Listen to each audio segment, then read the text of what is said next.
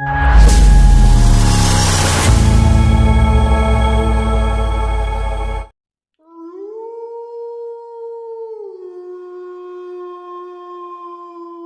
सच में भूत प्रेत होते हैं? भूत प्रेत, देवी देवता, इस संसार में कुछ तो अजीब शक्तियां होती हैं जिसे हम नहीं समझ पाते। आइए जानते हैं एक ऐसी ही घटना के बारे में।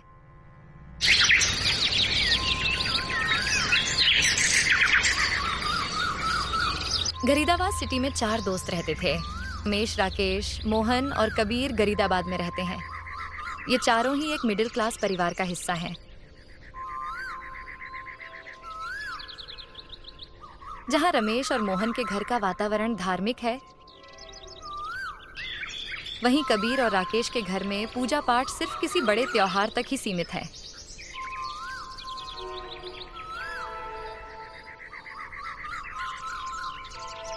रमेश को नई नई जगह और पौराणिक स्थानों पर घूमना और उनके बारे में पढ़ना बहुत अच्छा लगता है। आज भी ये चारों दोस्त रमेश के बताए हुए कोयडा के किले जाने की तैयारी कर रहे हैं। सुबह 6 बजे 2 मोटरसाइकिल पर ये चारों दोस्त अपनी मंजिल कोयडा के किले की ओर निकल गए। गरीदाबाद से कोयडा की दूरी लगभग 45 किलोमीटर की है। रास्ते में कई मनोरम दृश्य दिखाई देते हैं। किले से कुछ पहले हजरत पीर बाबा की दरगाह है, जिसकी इस क्षेत्र में बहुत मान्यता है। जितना मनोरम यहाँ का नज़ारा दिन में होता है, उतना ही ये रास्ता रात में वीरान और सुनसान हो जाता है। किला एक ऊंची पहाड़ी पर है, जहां जाने के लिए ऊबड़ खाबड़ पत्थरीले रास्तों की 3-4 पगडंडियां हैं। वैसे तो चढ़ाई थोड़ी कठिन है, पर ये चारों नौजवान मस्ती करते हुए आसानी से किले तक पहुंच जाते हैं।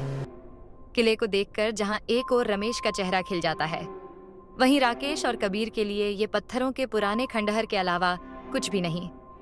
पर मोहन इस किले में रुचि दिखता हुआ रमेश के पास जाकर उससे इस किले का इतिहास और इसकी विशेषता बताने को कहता है।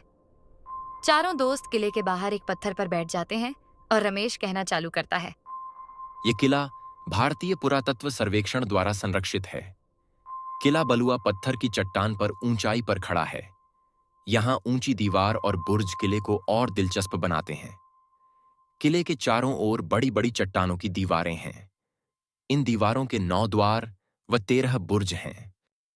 रमेश एक साइन बोर्ड की ओर इशारा करके कहता है, किला पुरातात्विक विभाग के सर्वेक्षण का हिस्सा है। इसे क्षति पहुंचाना या इसके वास्तविक स्वरूप से छेड़छाड़ करना दंडनीय अपराध है। ऐसा इस बोर्ड पर लिखा है, तो हम में से कोई भी यहाँ की किसी भी चीज को नुकसान नहीं पहुंचाएगा। खास तौर पर तुम दोनों, वो राकेश और कबीर, खास कर तुम दोनों ही अपनी गर्दन हिलाकर रमेश को हाँ कहते हैं। कबीर और राकेश किले को अब तक 2 बार पूरा घूम चुके थे, पर रमेश और मोहन अभी केवल आधा किला ही देख पाए थे। वो बहुत बारीकी से इस किले के भव्य इतिहास को समझते हुए इसे करीब से जानने की कोशिश कर रहे थे। पर अब तक कबीर और राकेश को भूख लगाती है और वो दोनों रमेश और मोहन से बहुत परेशान हो गया था कि बार बार उन्हें नीचे चलने को कह रहे हैं। पर रमेश और मोहन को तो मानो भूख और प्यास थी ही नहीं। वो सिर्फ किले को नजदीक से जानने के लिए उत्सुक थे। दोपहर अपने अंतिम पड़ाव पर थे और शाम अपनी छटा बिखेरने को आतुर हो रही है।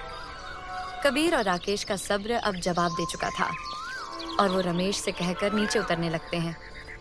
रमेश ने भी सूरज को ढलते देखकर मोहन से कहता है, मोहन चलो, शाम के 5 बजे बजने वाले हैं। अभी नीचे उतरने में भी कम से कम 1 घंटा लगेगा। चलो हम भी नीचे की ओर चलना चालू करते हैं, जिससे रात होने के पहले नीचे दरगाह तक पहुंच सकें। रमेश नीचे आकर देखता है कि राकेश और सुरेश दरगाह के सामने चाय नाश्ते की दुकान पर चाय की चुस्की ले रहे थे। मोहन ने भी दुकान पर आकर अपने और रमेश के लिए 2 चाय ऑर्डर कर दी और कबीर और राकेश के पास जाकर बैठ जाता है। चारों इधर उधर की बातें करते हुए चाय की चुस्की का लुत्फ उठा रहे थे।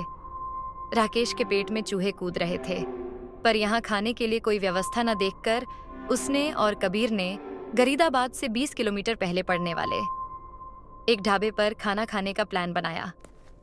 चारों दोस्त यहाँ से निकलने के पहले दरगाह पर हाजिरी देते हैं। दरगाह से गरीदाबाद की ओर निकलते निकलते अब दिन पूरी तरह ढल चुका था। रात का अंधेरा किसी भी वक्त अपने चरम पर पहुंचने वाला था। कहने को तो अभी सिर्फ शाम के 7 बजे हैं, पर पहाड़ी और जंगल में अंधेरा जल्दी घिराता है। आज अमावस्या की काली अंधेरी रात थी और ये चारों दोस्त अपनी वर्तमान रिहाइश गरीदाबाद की ओर अपनी मोटरसाइकिल से सफर कर रहे हैं। करीब आधे घंटे चलने के बाद कबीर की गाड़ी 2-3 झटके के साथ बंद हो जाती है। मोहन और रमेश अपनी गाड़ी कबीर के पास लगाकर पूछते हैं, क्या हुआ? पेट्रोल खत्म हो गया है, शायद जल्दबाजी में डलवाना भूल गया था। ये तो गलत हुआ। अब इस जगह इतने बजे पेट्रोल कहाँ से मिलेगा? फिर कुछ सोचकर उसने मोहन से कहा, मुकेश, अपनी गाड़ी में पेट्रोल देखो कितना है। मेरी गाड़ी में भी ज्यादा पेट्रोल नहीं है, पर इतना तो है कि हम किसी सुरक्षित स्थान तक पहुंच सकें। सुरक्षित स्थान का नाम सुनकर कबीर और राकेश उन्हें उस गरीदाबाद मोड़ पर पड़ने वाले ढाबे के बारे में बताते हैं, जिसे रमेश और मोहन ने भी पहले से देखा हुआ है। अब चारों अंदाजा लगाते हैं कि उनकी वर्तमान स्थिति से वो ढाबा कितनी दूर है। ढाबे की दूरी का अंदाजा लगाकर मोहन अपनी गाड़ी का कुछ पेट्रोल सुरेश की गाड़ी में डाल देता है, जिससे वो चारों ढाबे तक पहुंच सकें।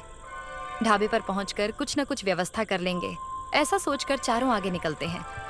पर पेट्रोल को एक गाड़ी से निकालकर दूसरी में डालने के चक्कर में बहुत सा पेट्रोल नीचे गिर जाता है और साथ ही रात भी काफी हो जाती है। पेट्रोल अब दोनों ही गाड़ियों में कम था और उन चारों का ढाबे की दूरी का अंदाजा भी गलत साबित हुआ। ढाबे से करीब 2 किलोमीटर दूर ही पहले एक गाड़ी का और फिर दूसरी गाड़ी का पेट्रोल खत्म हो जाता है। वो चारों इस समय अमावस्या की काली रात में सुनसान सड़क पर जंगल के बीच में खड़े हुए थे। उस समय कोई मदद की उम्मीद करना बेकार था। अभी तक एक भी गाड़ी उन्हें नहीं मिली थी और न ही आसपास किसी बस्ती के होने का कोई आदेश था। रमेश बीवी शांति को भंग करते हुए बोला, इस समय यहाँ इस वीरान और सुनसान जगह पर खड़े रहने से तो अच्छा है कि हम ढाबे तक गाड़ी को धकेल कर ले चलें। शायद वहां हमें कोई मदद मिल जाए। सही कहा, और हो सकता है वहां हमारे मोबाइल पर नेटवर्क भी मिल जाए, तब हम किसी तरह मदद की उम्मीद कर पाएंगे। बाकी दोनों दोस्त भी रमेश की बात का समर्थन करते हुए पैदल ही गाड़ी को धक्का लगाते हुए आगे बढ़ने लगे। रास्ते में उन्हें झींगुर और कई प्रकार के पतंगों की आवाजें आ रही थीं, जो इस माहौल को और भी ज्यादा डरावना बनाने का काम कर रही थीं। करीब 40 से 45 मिनट तक चलते चलते ढाबा दिखाई देने लगा। अगले 5 मिनट बाद ही चारों दोस्त ढाबे पर थे। अपनी गाड़ियों को ढाबे के सामने लगाकर सामने पड़ी खाट पर आराम से बैठ गए। तकरीबन 15 मिनट बाद रास्ते की थकान के कुछ कम होने पर राकेश ढाबे के नौकर को आवाज देने लगा, पर ढाबे के अंदर से किसी ने भी उनकी आवाजों का उत्तर नहीं दिया।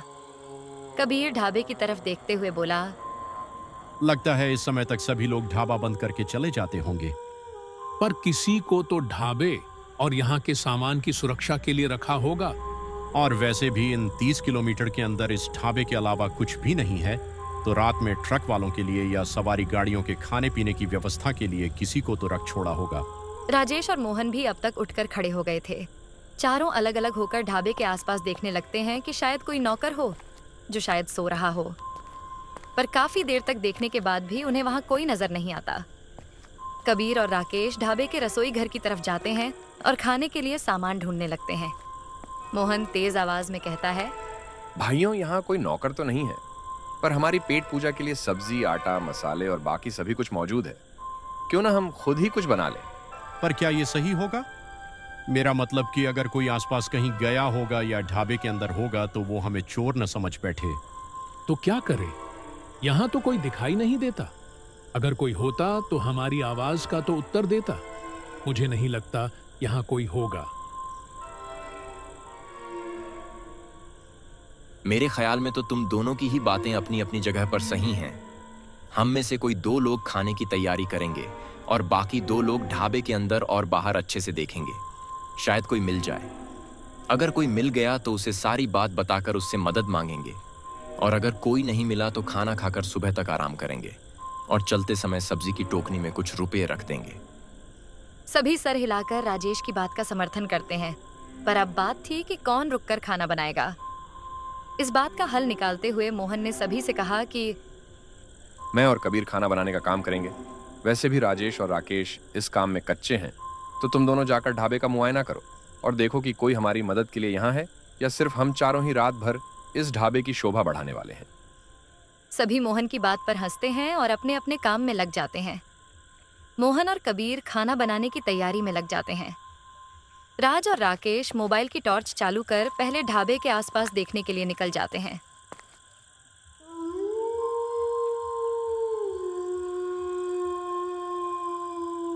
ढाबा देखने में आम ढाबों की तरह ही है, पर यह दूसरे ढाबों से कहीं अधिक बड़ा और पुराना लगता है। ये तकरीबन 2 एकड़ के हिस्से में फैला हुआ है। सामने की तरफ के भाग में 10 से 12 खाट पड़ी हैं, जो निश्चित ही वाहन चालकों के आराम करने के लिए होंगी। अंदर बरामदे पर 12 से 15 जोड़ी कुर्सी टेबल लगे हुए हैं।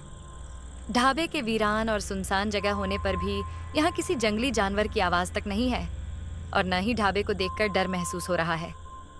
चारों तरफ अच्छे से देखने के बाद राज और कबीर ढाबे के अंदर बने कमरों को देखने का फैसला करते हैं। एक करके सारे कमरों को बारीकी से देखने के बाद वो एक कमरे के बाहर आकर ठिठक जाते हैं, क्योंकि इस कमरे के अंदर से कुछ उजाला दरवाजे के नीचे से बाहर आता दिख रहा था। दरवाजे से ही अगरबत्ती और कपूर की खुशबू को आसानी से सूंघा जा सकता था। राजेश और कबीर दरवाजे को धक्का देकर खोलने की कोशिश करते हैं, पर दरवाजा नहीं खुलता। तब कबीर अपने मोबाइल के टॉर्च की रोशनी दरवाजे पर डालता है। दरवाजे को देखकर दोनों ही आश्चर्य में पड़ जाते हैं। दरवाजे की कुंडी बाहर से लगी हुई है और देखने पर ऐसा लग रहा है जैसे इस दरवाजे को कई सालों से किसी ने नहीं खोला होगा, क्योंकि दरवाजे की कुंडी पर दीमक अपना घर बनाए हुए है। चारों तरफ मकड़ी के जाले इस तरह से लगे हैं मानो उन्हें पता है कि इस जगह से कोई भी उन्हें अलग नहीं करेगा। पूरा दरवाजा काले रंग का है और उसका ऊपरी भाग चौखट लाल रंग की है। दरवाजे पर 2 नागों की आकृति बनी हुई है, जिसमें एक नाग का शरीर दरवाजे के एक पलड़े पर है और साथ वाले नाग को घेरते हुए उसका मुंह दरवाजे के दूसरे पलड़े पर है। ऐसे ही दूसरा नाग का भी धड़ दूसरे पलड़े पर और मुंह पहले पलड़े पर है। दरवाजे पर संस्कृत में पीला रंग, पीला हल्दी से कुछ लिखा है, अयमसा विकल्पक समाधि। चौखट के ऊपर भी जहाँ कुंडी लगी है वहाँ लिखा है, अहम शयनम। कबीर उस दरवाजे को खोलने की कोशिश करता है। राजेश उसे रोकता है, पर कबीर की जिद और खुद के जिज्ञासु मन की वजह से राज मान जाता है। अब दोनों ही जिज्ञासा बस अंदर देखने के लिए दरवाजा खोलते हैं। अंदर का दृश्य देखकर राज एक हाथ से कबीर को आगे बढ़ने से रोकता है। कमरे के अंदर सिंदूर और हल्दी से एक अजीब सा चौक बना हुआ है। चौक के चारों ओर कुछ कुछ अंतराल से नींबू रखे हुए हैं। पास ही धूप और अगरबत्ती जल रही है। एक बड़ा दीपक उस चौक के बीचों बीच जल रहा है। देखने से ऐसा लग रहा है कि ये सारा उपक्रम किसी तंत्र क्रिया के प्रयोग के लिए किया गया है, पर इस दरवाजे को देखकर तो ऐसा नहीं लगता कि कोई सालों से यहाँ आया होगा, और न ही इस कमरे में कोई दूसरा दरवाजा या खिड़की है। कमरे में एक बड़ी लोहे की आदमकद पेटी रखी है, जिस पर सिंदूर से AUM का चिन्ह बना हुआ है। पूरे कमरे में बहुत ही ठंडी हवा चल रही है, जिससे राज और सुरेश के दांत बजने लगते हैं। पर आश्चर्य है, कहीं कोई खिड़की नहीं है और ये कमरा भी मुख्य दरवाजे से बहुत अंदर है, और वैसे बाहर भी इतनी ठंड नहीं है। राजेश को कमरे का माहौल सही नहीं लगता। वो कबीर से कुछ कहता, इससे पहले ही अचानक वहां जल रहा दीपक एकाएक फफक कर बुझ गया और अगरबत्ती की खुशबू की जगह अजीब सी सड़न जैसी गंध पूरे कमरे में फैलने लगी। एक तेज हवा के झोंके ने सिंदूर और हल्दी से बने चौक और पेटी पर बनी AUM की आकृति को मिटा दिया।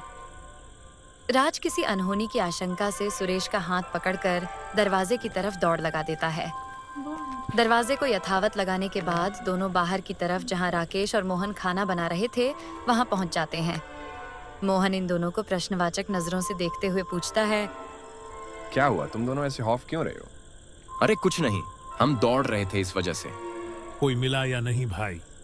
हमें वो मिला जो कमबख्त अब तक किसी को न मिला। पर क्या कहूं यारों, चाह थी जिसकी वो अब तलक न मिला। सभी राजेश की शायरी सुनकर हंसने लगते हैं। कुछ देर में खाना बनकर तैयार हो जाता है। चारों खाना खाकर सोने का सोचते हैं, पर मोहन कहता कि सभी का एक साथ सोना सही नहीं होगा। हम सभी बारी बारी एक एक करके जागकर रात में ध्यान रखेंगे कि कोई जंगली जानवर या कुछ और कोई दिक्कत न कर दे। सभी मोहन की बात मान जाते हैं। सबसे पहले मोहन ही पहरा देता है, बाकी तीनों सो जाते हैं।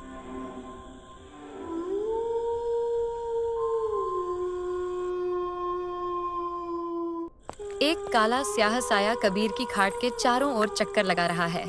उसके तेजी से चक्कर लगाने और बार बार हाथ हिलाने की वजह से चूड़ी और पायल की आवाज भी आ रही है। जिससे लगता है कि ये किसी औरत का साया है। पर तभी वो साया विशाल के बिल्कुल ऊपर आकर मर्दाना आवाज में विशाल से कहता है, तुम सड़ चुके हो, तुम्हारा शरीर सड़ रहा है। ठीक उसी समय राकेश एक भारी भरकम मगर गंभीर आवाज सुनता है जो उसके बिल्कुल पास ही आती जा रही है और बार बार उससे कहा, रही है, तूने मुझे जगाकर अच्छा नहीं किया। इधर राजेश इन दोनों की इस दशा को देखकर और दोनों के पास भूत देखकर डर से कांप रहा है।